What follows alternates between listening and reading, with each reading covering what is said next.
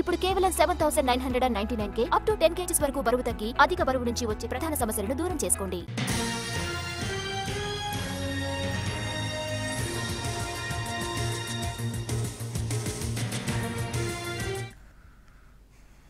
IndiGo విమాన సర్వీసుల్లో అంతరాయం వల్ల ప్రయాణికులు ఇబ్బందులు పడుతున్నారు. ఇవాళ ఒక్కరోజే 500 విమానాలు రద్దయ్యాయి. దీంతో ఎయిర్పోర్టులో పరిస్థితి గందరగోళంగా మారింది. ఢిల్లీ ఎయిర్పోర్ట్ నుంచి మరింత సమాచారం మా ప్రతినిధి రాజు అందిస్తారు.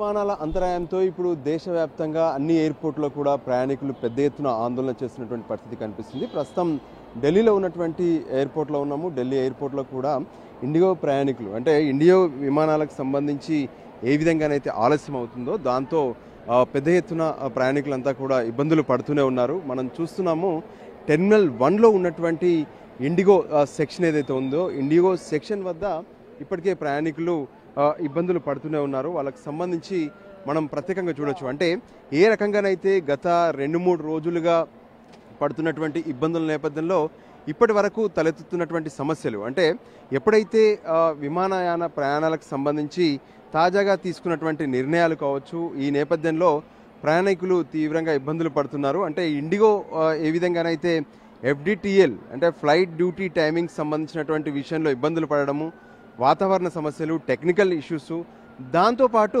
ప్రత్యేకంగా ఇప్పటి వరకు నెలకొన్నటువంటి ఈ పైలట్లకు సమస్య. సో దీంతోనే తమకంతా కూడా లేట్ అవుతుంది, విమానాలు రద్దు చేస్తున్నామంటున్నారు. సో 3 రోజులుగా ప్రయాణికులు పడుతున్నటువంటి ఇబ్బందులు అన్నీ ఇన్ని కావని చెప్పుకోవచ్చు. ఎందుకంటే ప్రతిరోజు వందలాది విమానాలు రద్దవుతున్నటువంటి పరిస్థితి కనిపిస్తుంది. ఏకంగా మొత్తం దేశవ్యాప్తంగా 2,300 విమానాలను రన్ చేస్తున్నటువంటి ఈ ఏదైతే ఇండిగో సంస్థ ఈరోజు ప్రత్యేకంగా 400 విమానాలను రద్దు చేసింది. దాంతో ప్రయాణికులు ఏ మేర ఇబ్బందులు పడుతున్నారో మనం చూడొచ్చు. ఎందుకంటే ఎప్పటికప్పుడు ప్రతి ప్రయాణికులకు కూడా సరైనటువంటి సమాచారం ఇచ్చి ఒకవేళ ఫ్లైట్ క్యాన్సిల్ అయితే వాళ్ళను అక్కడి నుంచి అక్కడికే పంపించాల్సి ఉంటుంది. మనకు ఎదురుగా చూస్తున్నటువంటి కౌంటర్ ఏదైతే ఉందో ఇండిగో కౌంటర్ వద్ద పెద్ద ఎత్తున ఆందోళన జరుగుతుంది. ఎందుకంటే ఇండిగో విమానాలు ఆలస్యం అవడంతో జనం ఏ విధంగా కూర్చున్నారు ఏంటి కూడా మనం స్పష్టంగా చూడొచ్చు.